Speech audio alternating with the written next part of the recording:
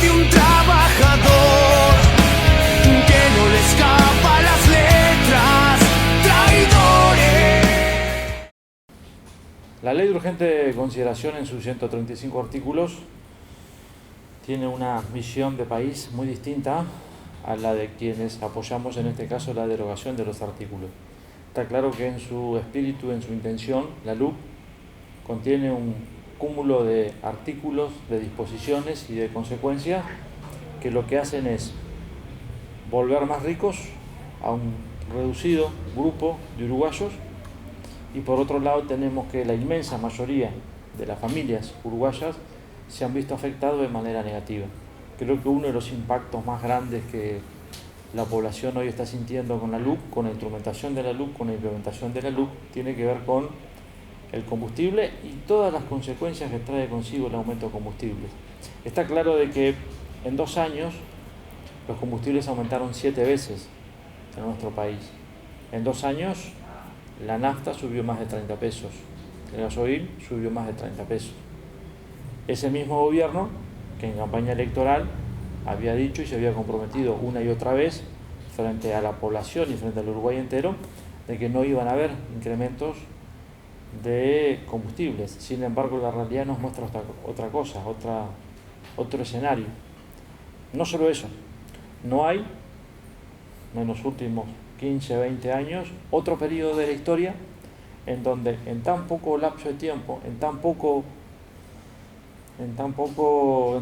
meses, desde la aprobación de la LUC en el mes de julio del año 2020 hasta este mes de marzo de 2022 hemos tenido 7 incrementos de combustible.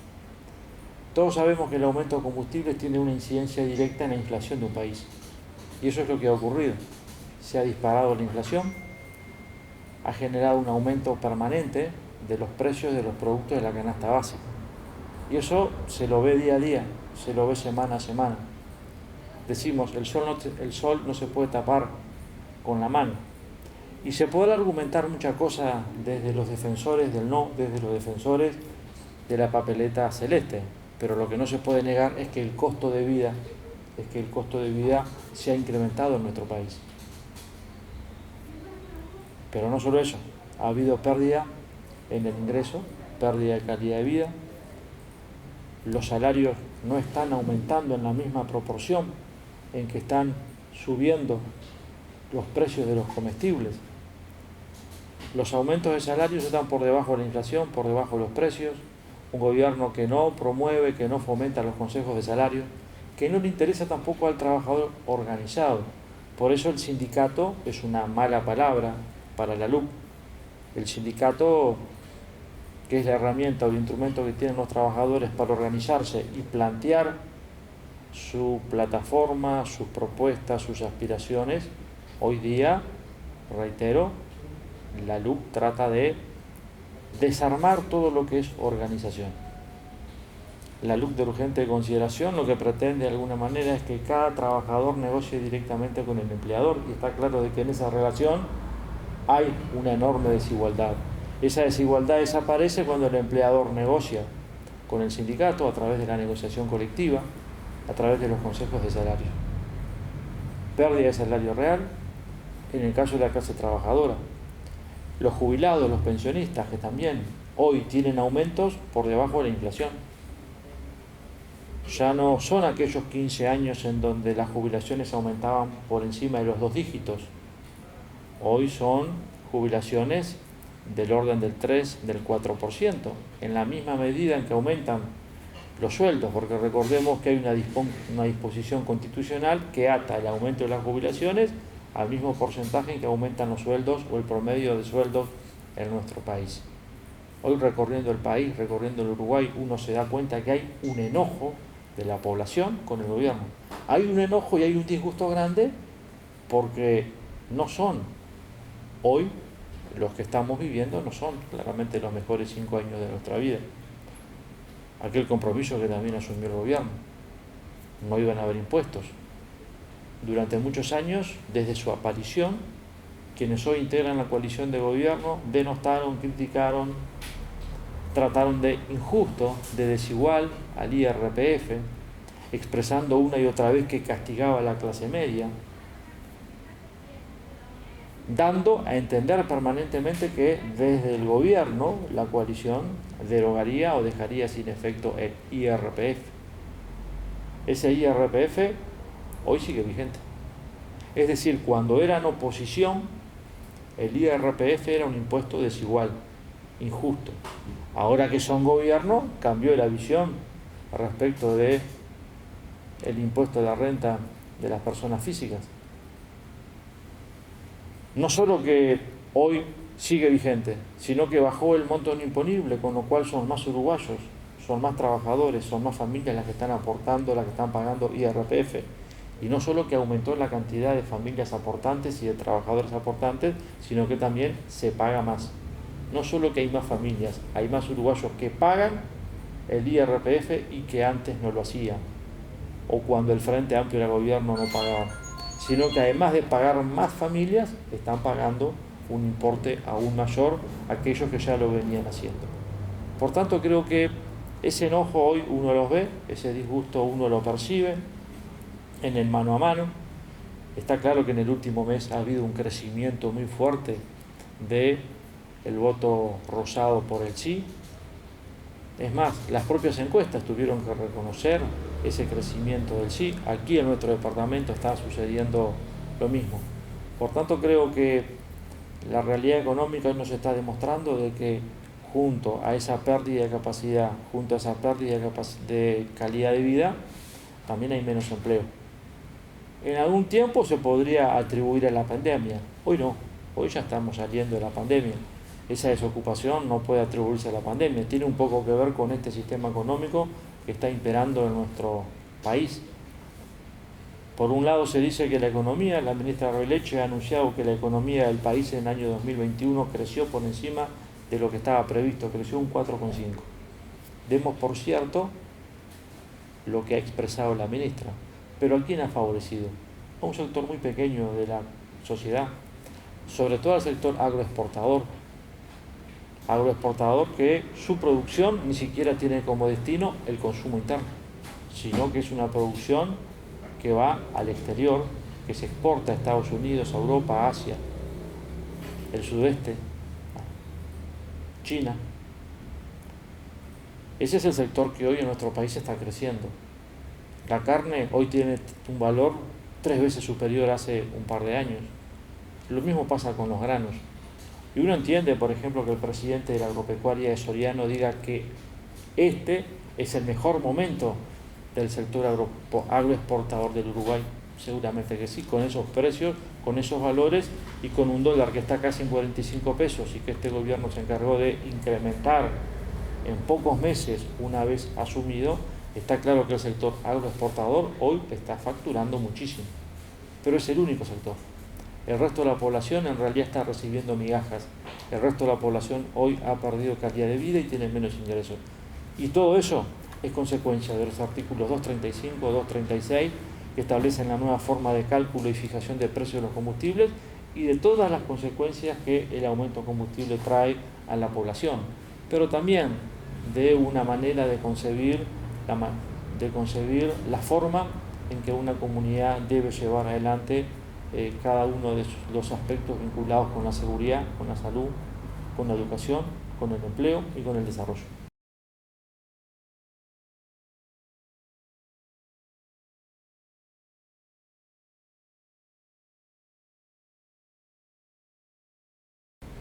Está claro de que el hecho de que el propio presidente de la República haya tomado la posta de asumir la defensa de los 135 artículos y de tomar la posta de la papeleta celeste es una clara demostración de que cada vez resulta más difícil defender y argumentar a favor de esta ley. El hecho de que se hayan cancelado en todos estos días los debates que habían pactado entre representantes de los defensores de la papeleta rosada con quienes promueven la papeleta celeste, que se hayan bajado todos los debates y que todos quienes promueven mantener estos 135 artículos hoy estén comunicando que no debaten, es una demostración de lo que venimos diciendo, de que hay un estado de ánimo contrario a la ley. No es casual Está claro que hay una decisión del gobierno de no debatir, de no confrontar, de no exponer todos los puntos flojos que tiene esta ley y sobre todo que son en perjuicio de los sectores más populares, los sectores que más precisan del Estado. Hay colectivos del Uruguay que ni siquiera precisan de un Estado para defender sus derechos. Hay otros colectivos, el de las madres jefas de hogar, el de los jubilados y pensionistas, el de los estudiantes, el de los trabajadores, que sí necesitan, el de los niños, adolescentes, jóvenes, necesitan un Estado fuerte, con una presencia que genere oportunidades que hoy no están presentes. Una ley de urgente consideración que puso frenos al proceso de descentralización de la educación.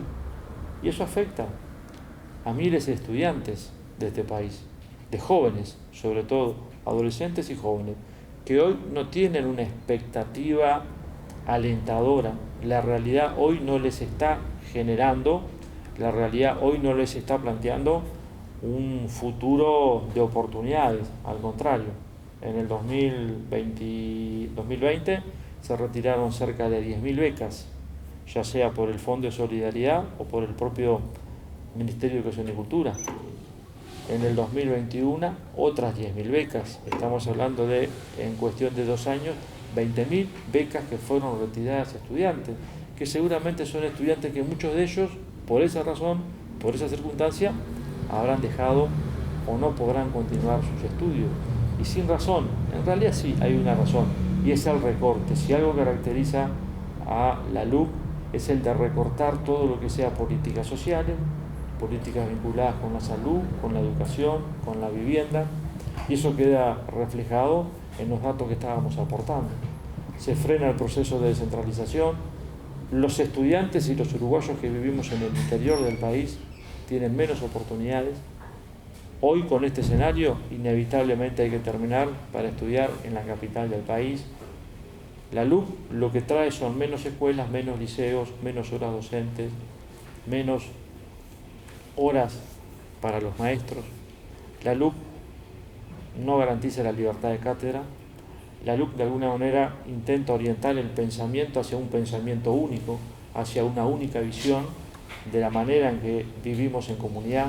No promueve la discusión, no promueve la posibilidad de que los estudiantes y de que los docentes puedan discutir libremente lo que les parezca. En la LUC se establece la posibilidad de que los directores de los centros educativos puedan decidir qué docente, qué profesor va a dar clase y cuál no, en función de si le cae simpático o no, en función de si le gusta o no la cara del profesor. Ya no son consideraciones vinculadas a la capacidad, ya no interesa la capacidad del docente. Acá, en definitiva, por una cuestión de afinidad, es que se va a estar definiendo, y se lo está haciendo con la LUC, qué docente va a dar clases y cuál no. Sin duda que el escenario en nuestro país para este 2022, sobre todo si se mantiene estos 135 artículos, no es bueno, no genera mucha expectativa a muchos colectivos de este país y sobre todo a los jóvenes, a los cuales o sobre los cuales desde el gobierno habría que tratar de generar la mayor cantidad de oportunidades, porque en definitiva son el presente y el futuro de este país. Y si no generamos oportunidades a los jóvenes, nos estamos privando lo mejor que tiene el país.